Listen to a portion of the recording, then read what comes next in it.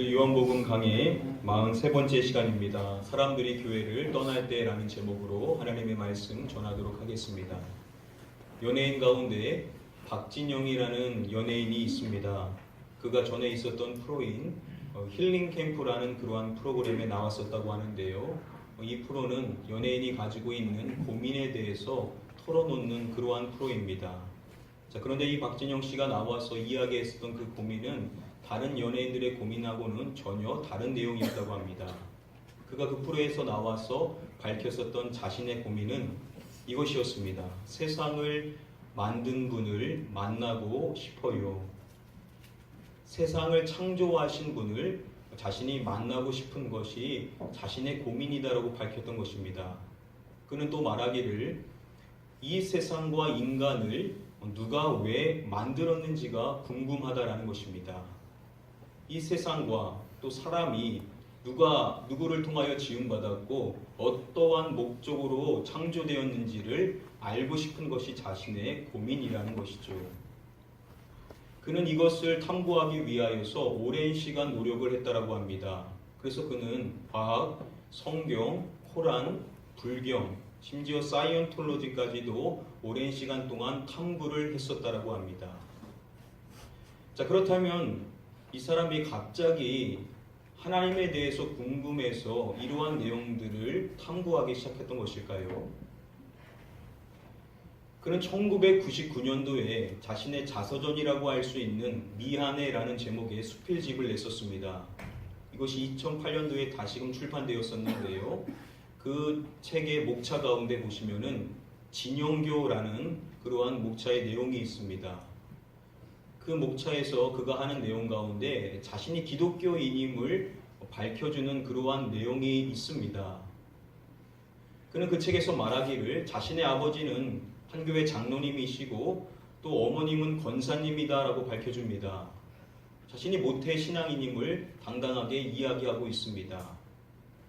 자, 그렇게 한때는 교회를 열심히 다니고 기도하며 말씀을 배웠었던 그라고 이야기하는데요. 그런데 그것이 과거형이죠. 원래는 기독교였으나 지금은 진영교가 자신의 종교다라고 이야기를 한 것입니다. 지금은 자신을 믿는다라는 것이죠. 그는 모태 신앙인이었지만 결국은 기독교를 버린 것입니다. 결국은 교회를 떠난 것이죠. 자신이 한때 기독교인이었지만 지금은 불가지론자가 된 것을 아주 당당하게 이야기를 하고 있는 것입니다. 저와 여러분들은 계속해서 요한복음의 말씀을 함께 살펴보고 있는데요. 오늘 본문의 말씀인 6장 60절부터 71절까지의 말씀을 통하여 그렇게 사람들이 교회를 떠나갈 때 우리는 그들을 어떻게 이해해야 되고 우리가 그렇게 교회에 대해 반감이 커지는 그 시대 속에서 어떠한 신앙생활을 추구해야 되는지 오늘 말씀을 통해서 배워볼 수가 있습니다. 오늘 본문 말씀을 중심으로 우리 함께 하나씩 살펴보도록 하겠습니다. 우리 다음에 본문 말씀 한 목소리로 읽습니다. 자기가 하늘에서 내려온 떡이라 하심으로 유대인들이 예수에 대하여 수군거려. 예수님께서 자신이 하늘에서 내려온 떡이라는 그러한 말씀을 해주셨었죠.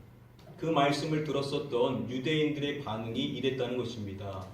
유대인들이 예수에 대하여 수군거려. 여기서 수군거리다 라고 번역이 된 이 헬러어 공기조라는 단어의 뜻 가운데는 불평하다라는 뜻이 있습니다. 그들이 예수님의 말씀을 듣고 예수님에 대하여 불평을 늘어놓았다라는 것입니다. 그리고 다음의 말씀에도 그들의 반응을 기록해주고 있는데요. 그들이 예수님의 말씀으로 인하여 서로 다투었다라고 밝혀줍니다. 예수님의 말씀을 가지고 그들이 서로 싸웠다라는 것이죠. 그렇게 논쟁하는 그들에게 예수님은 멈추지 않고 계속해서 말씀을 이어가셨던 것입니다. 그리고 마지막 59절의 말씀에 보시면은 예수님의 이러한 말씀이 가버나움 회당에서 가르치실 때 하신 설교임을 밝혀줌으로써 이제 그 긴 설교가 끝나게 되었음을 이야기해 주는 것입니다. 앞서서 예수님의 말씀에 대한 유대인들의 반응을 기록해 주고 있죠. 자, 그렇다면 이제 그 설교가 끝났었을 때 유대인들의 최종적인 반응이 무엇인지를 기록해 줘야 될 것입니다. 그런데 성경은 그들의 반응을 이야기해 주지를 않습니다. 그리고 오늘 본문의 말씀에 보시면은 이렇게 이야기를 해주는 것입니다. 제자 중 여럿이 듣고 말하되 이 말씀은 어렵도다 누가 들을 수 있느냐 한데, 유대인들의 반응을 기록한 것이 아니라 예수님의 제자에 대한 반응을 기록해 주고 있는 것입니다. 예수님께는 12제자 외에도 많은 제자가 있었었죠. 요한복음 4장 1절 말씀에 보시면은 예수께서 요한보다 더 많은 사람들을 제자로 삼아 이와 같은 소문이 있었다라는 것을 밝혀줍니다. 세례 요한의 제자들보다 예수님의 제자의 숫자가 더 많아졌다라는 것이죠. 정확히는 알 수 없지만 예수님을 따르는 제자들이 꽤 많았다라는 것을 짐작해 볼 수 있는 것입니다. 자, 그런 많은 제자들 가운데 여럿이 예수님의 말씀을 듣고 이렇게 이야기를 했다라는 것이죠. 이 말씀은 어렵도다 누가 들을 수 있느냐. 여기서 어렵도다라고 번역이 된 이 단어를 잘 이해해야 되는데요. 이 스클레로스라는 단어의 문자적인 뜻은 굳은, 거친이라는 뜻을 가지고 있습니다. 이 동일한 단어가 유다서 말씀에는 뭐라고 쓰였냐면 완악한이라고 번역이 되어 있는 것을 볼 수가 있습니다. 자, 그래서 D.A. 칼슨은 설명해 주기를 여기서 그들이 말하고 있는 스클레로스의 의미는 거슬리고 반감을 품게 만드는 의미다라고 풀어서 설명을 해주고 있습니다. 그들이 예수님의 말씀을 듣고 하는 말이 뭐냐면 예수님의 말씀이 거슬린다라는 겁니다. 예수님의 말씀이 그들의 마음을 삐뚤어지게 만든다라는 것이죠. 즉 그들이 생각하는 이야기는 뭐냐면 예수님의 말씀이 자신들의 마음에 전혀 맞지 않는다는 겁니다. 그 말씀이 싫다라는 것이죠. 그래서 예수님께서 그들에게 어떻게 반응했는지를 이어지는 말씀은 이렇게 설명해 주는 것입니다. 예수께서 스스로 제자들이 이 말씀에 대하여 수군거리는 줄 아시고 이르시되 이 말이 너희에게 걸림이 되느냐. 예수님께서는 그들이 예수님의 말씀으로 인하여서 수군거리는 줄을 아셨다라고 밝혀주죠. 여기서 이 수군거리다라는 이 단어는 앞서서 유대인들의 반응이었었던 수군거려라는 이 단어하고 동일한 단어입니다. 그 뜻은 불평하다였었죠. 그들이 예수님의 말씀이 마음에 들지 않는다라고 불평을 늘어놓는 것을 예수님은 아셨던 것입니다. 그런 그들의 마음을 아셨고 그들의 이야기를 아셨던 예수님께서 그들에게 이렇게 말씀해 주십니다. 이 말이 너희에게 걸림이 되느냐. 이 걸림이 된다라는 이 단어의 뜻 가운데는 불쾌하게 하다 그리고 노하게 하다라는 의미를 가지고 있습니다. 예수님이 그들의 감정을 아시는 것이죠. 그리고 묻는 것입니다. 내 말이 너희를 불쾌하게 하냐? 내 말이 너희의 감정을 상하게 하느냐라고 질문을 하시는 것입니다.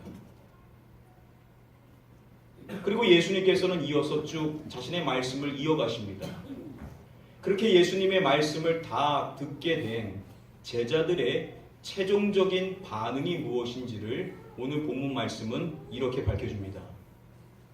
그때부터 그의 제자 중에서 많은 사람이 떠나가고 다시 그와 함께 다니지 아니하더라. 그때로부터 그의 제자 중에 많은 사람이 예수님을 떠났다는 겁니다. 그리고 이어서 말하기를 다시 그와 함께 다니지 아니하더라. 그들이 예수님을 떠난 것은 일시적으로 떠난 것이 아니라 영원히 떠났다라는 것이죠. 이 말씀이 우리에게 충격적인 것은 지금 이 말씀은 유대인들에 대한 이야기가 아니죠. 잠시 예수님을 보고자 따라왔었던 그러한 사람들에 대한 이야기가 아니라 이것은 엄연한 그의 제자들에 대한 반응이라는 것입니다. 그들은 예수님을 따르기 위하여서 큰 결심을 했었던 자들이었을 것입니다. 그리고 한동안 예수님과 함께 생활을 하면서 그분의 가르침을 따라 살고자 했었던 그러한 제자들인 겁니다. 그런데 그러한 그들이 예수님을 영원히 등지고 떠났다는 것입니다. 제자가 졸지에 불신자가 되었다는 것이죠. 오늘날 교회로 적용해 보면 신앙생활을 열심히 해왔었던 그러한 사람이 교회를 떠나게 된 것과 같다는 겁니다. 여러분, 우리 주변에 그러한 분들이 있죠. 한때는 우리와 함께 신앙생활을 열심히 하셨던 그러한 분이신데 지금은 교회를 완전히 등지고 있는 그러한 분들을 우리는 종종 주변에서 볼 수가 있습니다. 여러분, 도대체 무엇이 문제인 것일까요? 도대체 무엇이 문제였기 때문에 이러한 일이 발생하는 것일까요? 오늘 본문 말씀에 보시면은 예수님께서는 그러한 그들에게 다음과 같이 말씀하신 것을 볼 수가 있습니다. 우리 함께 다음에 본문의 말씀을 한 목소리로 읽어보겠습니다. 그러나 너희 중에 믿지 아니하는 자들이 있느니라. 이는 예수께서 믿지 않는 자들이 누구며 자기를 할 자가 누구인지 처음부터 아시니라. 예수님께서는 그들에게 이렇게 말씀하시는 것입니다. 너희 중에 믿지 아니하는 자들이 있느니라. 예수님께서는 그들 가운데 믿지 않는 자들이 있음을 밝혀주는 것입니다. 이들이 누구입니까? 제자로 칭함을 받는 사람들이었다라는 것이죠. 그런데 예수님께서는 그러한 그들에게 믿지 아니하는 자들이 너희 가운데 있음을 말씀해 주시고 계신다는 것입니다. 그들이 표면상 봤었을 때는 제자였을지 모르지만 예수님의 눈에는 믿지 않는 자들이었다라는 것이죠. 무엇을 이야기합니까? 지금 이것은 제자가 불신자가 된 것을 이야기하는 것이 아니라는 것이죠. 그저 불신자가 불신자로 드러나게 된 것뿐이다라고 성경은 이야기를 하고 있다는 겁니다. 애초에 예수님을 믿지 않는 자였음을 예수님은 밝혀주고 있다는 것입니다. 물론 우리가 이것을 오해해서는 안 됩니다. 저와 여러분들이 잘못해서 저와 여러분들이 보여서는 안 되는 모습을 보여서 사람들이 실족하게 된 것이 이것에 해당되지 않습니다. 우리가 잘못한 것은 우리가 용서를 구해야 되죠. 근데 지금 이것은 그러한 관계적인 문제가 아니라 예수님의 말씀으로 인하여서 등진 자들을 이야기합니다. 즉 다른 이유가 아닌 복음을 거부하는 사람들을 이야기하고 있다는 것이죠. 성경은 예수님께서 그렇게 자신을 믿지 않은 자들이 누구인지를 처음부터 아셨다라고 이야기합니다. 이것은 사실 예수님만 알 수 있죠. 우리는 모르기 때문에 우리는 쉽게 이렇게 말해서는 안 되는 것입니다. 그런데 예수님이 밝혀주는 중요한 사항은 그들은 예초부터 믿지 않는 자였다는 것입니다. 그리고 이 말씀에서 충격적인 것은 단순히 예수님을 믿지 않는 자를 예수님이 처음부터 아셨음을 이야기하는 것이 아니라 자기를 팔자가 누구인지 역시도 처음부터 아셨음을 성경은 밝혀줍니다. 여러분, 여기서 자기를 팔자는 제자들 가운데 누구를 지칭한 겁니까? 가룟 유다를 이야기한 것이죠. 그래서 오늘 본문 말씀인 마지막 절인 71절 말씀에 보시면은 가룟 유다는 예수를 팔자임을 밝혀주고 있습니다. 이것이 놀라운 사실은 가룟 유다는 그냥 제자 중에 한 명이 아니었었죠. 예수님의 12제자 가운데 한 명이었다는 겁니다. 예수님과 가장 가까이에서 모든 것을 함께 나눴었던 그러한 12제자 가운데 한 명이 예수님을 파는 자가 되게 될 것임을 성경은 이야기하고 있다는 겁니다. 즉 핵심 제자가 어떠한 사람이 되는 것이냐면 적대하는 자가 되게 된다는 것이죠. 오늘날 교회로 따지다 보면 교회에서 중직을 맡고 교회를 위하여서 최선을 다하여 열심히 신앙생활을 했었던 그러한 사람이 단순히 교회를 등지는 정도가 아니라 교회를 반대하고 교회를 무너뜨리려고 하는 그러한 사람으로 전락하는 것을 이야기하는 것입니다. 오늘날 한국 사회에도 기독교를 반대하는 반기독교를 운동을 하고 있는 그러한 사람들이 있습니다. 그러한 사람들 가운데 실제로 한때는 교회에서 중요한 역할을 감당했었던 사람들이 있다라고 하죠. 교회의 생리를 너무나 잘 알기 때문에 교회를 너무나도 명확히 보고 비판을 하는 겁니다. 우리가 그러한 사람들을 보면 어떠한 생각을 가질 수 있습니까? 아니요, 어떻게 저렇게 신앙생활을 잘했던 사람이 저렇게 변할 수가 있지? 예수님을 잘 믿는 사람으로 보였었던 그러한 사람이 어떻게 예수님을 반대하는 사람이 될 수가 있지? 우리가 이러한 생각을 품을 수 있지 않습니까? 그리고 이러한 생각이 깊어지다 보면 우리는 교회와 복음에 대해서 회의적인 마음을 품을 수가 있습니다. 자, 그런데 성경은 그래서는 안 된다라는 것이죠. 오늘 말씀은 우리에게 무엇을 이야기하냐? 겉으로 봤었을 때에는 핵심적인 제자였을지 모르지만 예수님의 눈에 봤었을 때는 그는 어떠한 사람에 불과하냐면 적대자였다라는 것이죠. 처음부터 적대자였다라는 겁니다. 적대자가 적대자로 드러나게 된 것에 불과하다라는 것이죠. 우리의 눈으로 봤었을 때에는 예수님을 잘 믿는 것 같고 예수님을 잘 따르는 사람 같았을지 모르지만 그것이 예수님의 눈으로 봤었을 때 일부의 사람들은 처음부터 믿지 않는 사람들에 불과하였기 때문에 복음이 그들에 의하여서 거부될 수밖에 없었다라는 것입니다. 그래서 바울은 복음에 대해서 설명할 때 이러한 이야기를 합니다. 만일 우리의 복음이 가리었으면 망하는 자들에게 가리어진 것이다. 복음이 능력을 발휘하지 못하고 가리어졌다라고 한다면 그것의 가리어짐은 멸망할 자들에게 가리어진 것이다 라고 설명을 해준 것입니다. 그리고 그는 로마서 1장 16절 말씀에서 복음에 대한 위대한 고백을 하죠. 내가 복음을 부끄러워하지 아니하노니.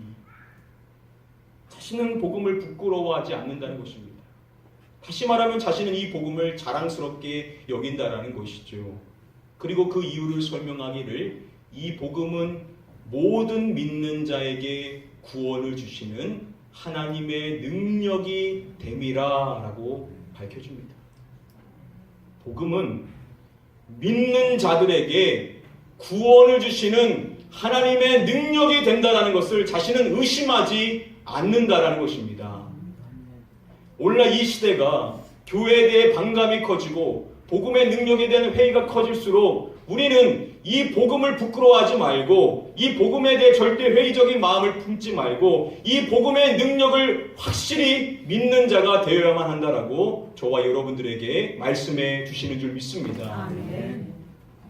여러분, 아무리 우리 주변에 결국 교회를 등지고 오히려 교회를 반대하는 그러한 사람으로 전락하는 사람들을 보게 된다 하더라도 우리는 복음의 능력을 회의하지 말고 의심하지 말고 그럴 때일수록 복음의 능력을 확실히 붙잡고 살아가는 저와 여러분들이 되어야만 될 줄 믿습니다. 아멘. 우리는 첫 번째로 아무리 사람들이 교회를 떠나도 우리는 복음의 능력을 의심하지 말고 확실히 믿는 자가 되어야 된다라는 것을 첫 번째로 배워볼 수가 있습니다.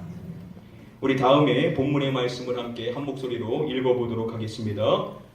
예수께서 12 제자에게 이르시되 너희도 가려느냐. 예수님을 따르는 많은 사람들이 예수님 곁을 떠나는 것을 주님은 보셨던 것이죠. 그리고 이제 시선을 돌려 자신의 12 제자를 바라보시면서 질문하시는 것입니다. 너희도 가려느냐? 너희도 저들과 같이 나를 떠나고자 하느냐?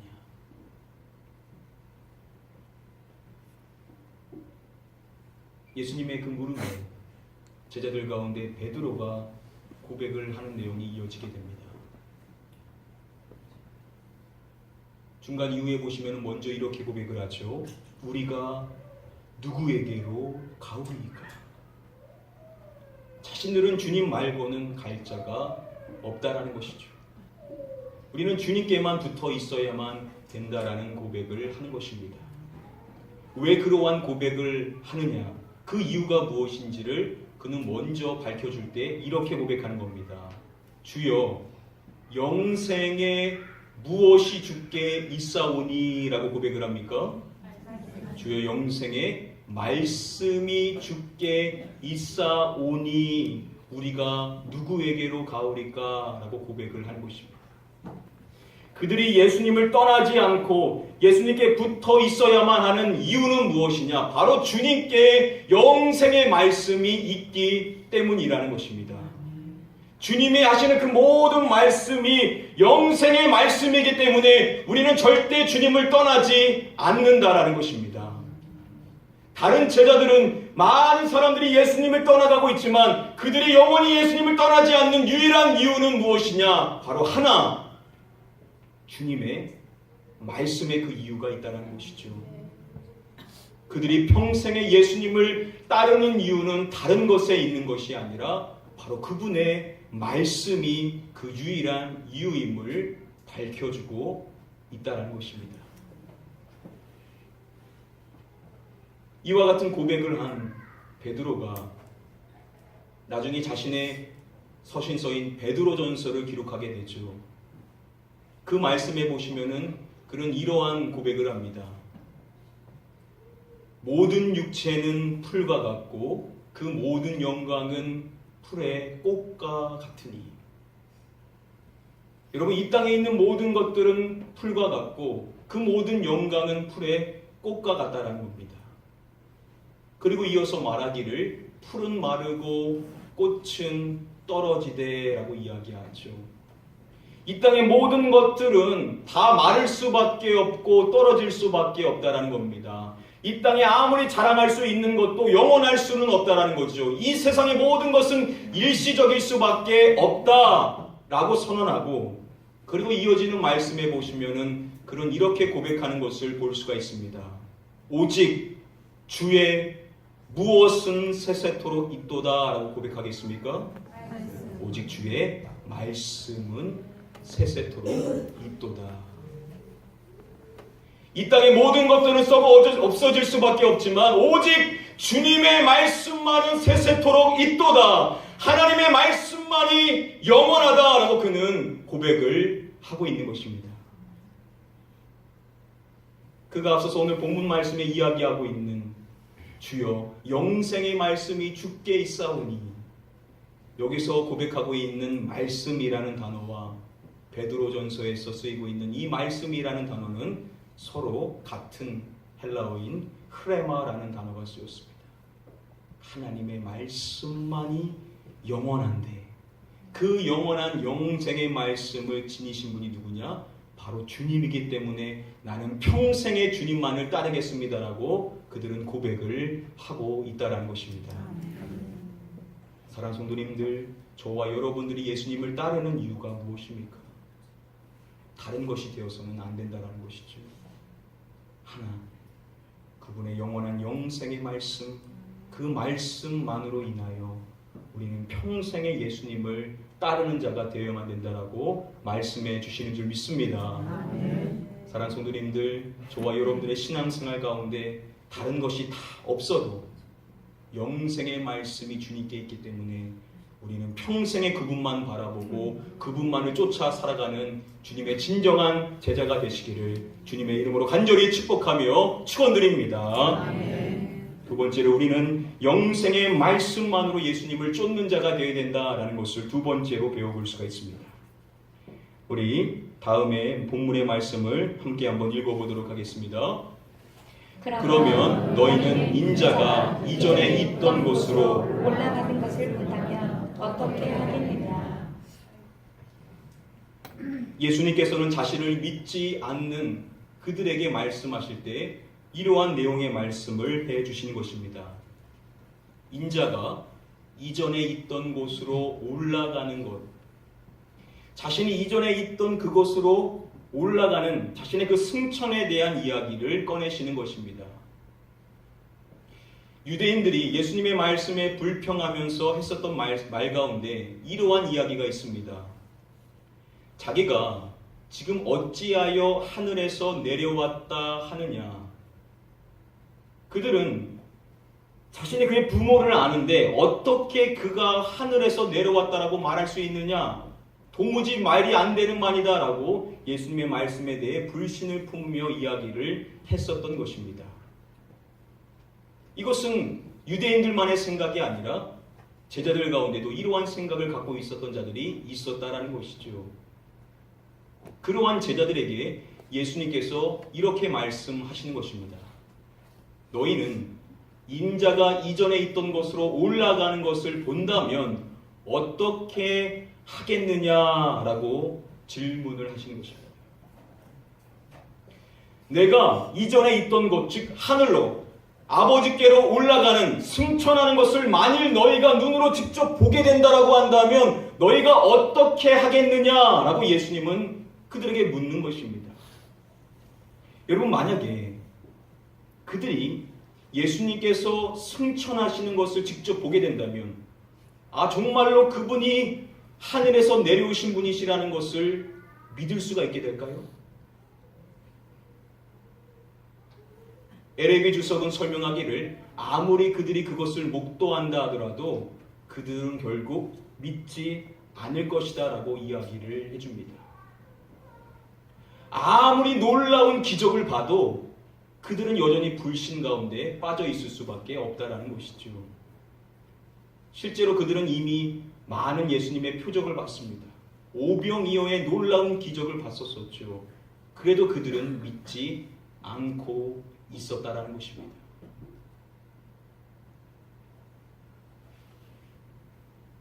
서두에 말씀드렸었던 박진영이라는 가수가 또 다른 예능 프로그램에 나와서 자신이 종교에 대해서 오랜 시간 동안 탐구했지만 자신의 마음이 어떠했는지를 이렇게 이야기했다고 합니다. 근데 안 믿어져요 라고 이야기를 했다라고 합니다. 머리로는 알겠는데 안 믿어진다라는 것입니다. 여러분, 아무리 믿고 싶어 한다라고 해서 여러분 다 믿어집니까? 아니라는 것이죠. 아무리 믿으려고 해도 안 믿어지는 사람은 안 믿어진다는 것입니다. 여러분, 그러한 그들이 우리는 놀라운 기적을 보면 믿게 되지 않을까 생각할지 모르지만 그렇지 않을 수 있다는 겁니다. 아무리 기적을 봐도 여전히 불신 가운데 빠져 있는 자는 빠져 있을 수밖에 없다는 것이죠. 그런데 그런 그들과 달리 주님에 대한 위대한 신앙의 고백을 했었던 베드로가 이어지는 말씀에 보시면은 또 이렇게 이야기하는 것을 볼 수가 있습니다. 우리가 주는 하나님의 거룩하신 자인 줄 믿고 알았사옵나이다. 주는 하나님의 거룩하신 자, 하나님이 보내신 메시아라는 사실을 자신들은 믿고 알았사옵나이다 라고 고백을 하고 있는 것입니다. 아무리 믿으려고 해도 믿어지지 않는 사람이 있는가 반면 그 사실이 믿어져서 예수님을 믿고 알고 있는 존재들이 있다라는 것이죠. 여러분, 한번 따라해 보기를 원합니다. 믿어지는 것이 가장 큰 축복이다. 믿으십니까? 저와 여러분들 가운데 저와 여러분들의 능력으로 믿은 사람은 아무도 없습니다. 우리는 그냥 믿어진 것이죠. 우리가 이것을 아무리 논리적으로 설명해봐도 어려운 것이 사실입니다. 그냥 우리는 믿어진 것입니다. 하나님의 은혜로 인하여서 믿어졌기 때문에 우리는 지금 이 자리에 나와 있는 줄 믿습니다. 아무리 믿고 싶어도 믿지 못하는 사람이 있는가 하면 믿어졌어. 예수님을 지금도 믿고 따르고 있는 저와 여러분들이야말로 진정으로 축복받은 존재인 줄 믿습니다. 아멘. 우리가 평생을 살아갈 때 여러분 다른 이유 없어도 내가 예수님을 믿게 됐다라는 이 사실만으로 늘 우리는 감사하며 살아가는 성숙한 주의 백성이 되어야만 될 줄 믿습니다. 아멘. 오늘 말씀 정리함으로써 말씀을 맺도록 하겠습니다. 오늘 요한복음 6장 60절부터 71절까지 말씀을 통하여 사람들이 교회를 떠나갈 때 우리는 어떻게 그것을 바라봐야 되고 어떠한 신앙생활을 추구해야 되는지를 함께 살펴봤었습니다. 먼저 첫 번째로 여러분, 아무리 우리 주변에 한때는 예수님을 잘 믿는 것처럼 보였던 사람이 교회를 떠나간다 하더라도 우리는 복음에 대해 절대 회의적인 마음을 품어서는 안 된다라는 것을 배워볼 수가 있습니다. 안타까운 사실이지만 그들이 교회를 등지고 심지어 교회에 적대적인 마음을 품게 되는 그러한 사람이 있다 하더라도 우리는 복음이 능력이 없어서 그런 것이 아니라는 것을 알고 이럴 때일수록 더 복음의 능력을 확실히 믿는 자가 되어야만 된다라는 것을 첫 번째로 배워볼 수가 있습니다. 두 번째로 우리가 배워볼 수 있는 사항은 영생의 말씀으로 인해 우리는 예수님을 평생 따르는 자가 되어야만 한다는 것입니다. 우리가 다른 것 바라보고 다른 것을 목적 삼아 신앙생활하면 우리도 우리의 신앙생활이 어떻게 될지 모른다는 것이죠. 우리는 평생 예수님을 따르되 다른 것이 없어도 그 영생의 말씀 하나만 바라보고 그분을 쫓아 살아가는 자가 되어야만 한다는 것입니다. 그리고 마지막으로 배워볼 수 있는 중요한 사실은 우리가 예수님을 믿게 된 것, 믿어지게 된 것, 그것이야말로 가장 큰 축복임을 잊지 말고 늘 감사하는 자가 되어야만 한다는 것입니다. 저와 여러분들 남은 생활 가운데 이 세 가지 사항을 저와 여러분들의 가슴에 새기시고 복음의 능력을 더 확신하셔서 교회에 대한 반감이 더 커지는 이 시대 가운데 복음의 능력을 지닌 그러한 삶을 살아야 될 것이고 다른 것 없어도 영생의 말씀 그 하나만으로 예수님을 평생 쫓는 자, 그리고 그분을 믿게 된 것, 아니 믿어진 것, 그것이 가장 큰 축복이며 그것이 가장 큰 감사의 제목임을 알고 늘 복된 삶을 살아가는 저와 여러분들 되게 되시기를 주님의 이름으로 간절히 축복하며 축원드립니다. 아멘. 우리 시간에 함께 찬양할 때 우리 이 찬양으로 결단하기를 원합니다. 세상 흔들리고 사람들은 변하여도 나는 주를 섬기니 주님의 사랑은 영원히 변하지 않네. 나는 주를 신뢰해. 우리의 신앙의 고백이 되기를 소원하는 마음으로 우리 함께 찬양하도록 하겠습니다. 세상 흔들리고 세상 흔들리고 사람들은 변하여도 나는 주를 섬기니 주님의 사랑은 영원히 변하지 않네. 나는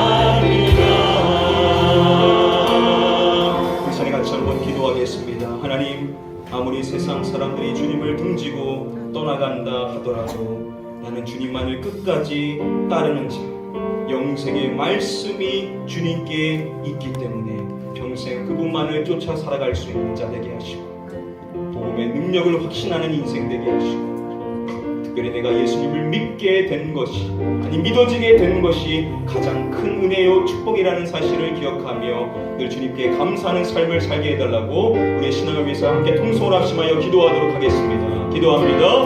아버지 하나님, 이 시간에 이 자리에 나와 있는 우리